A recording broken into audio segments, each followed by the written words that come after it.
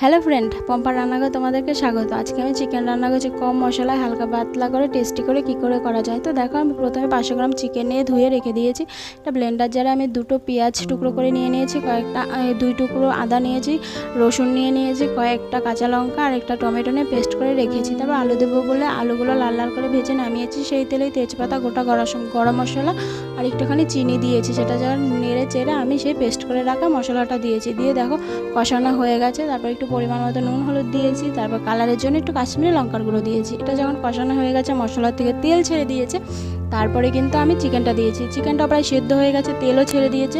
তারপর ভেজে রাখা আলুটা দিয়েছি। আলুটা দিয়ে আরেকটু কষিয়ে উষ্ণ গরম জল করে কিন্তু আমি ঝোল দিয়েছি। এটা খুব বেশি ঘন হবে না, একটু পাতলাই হবে।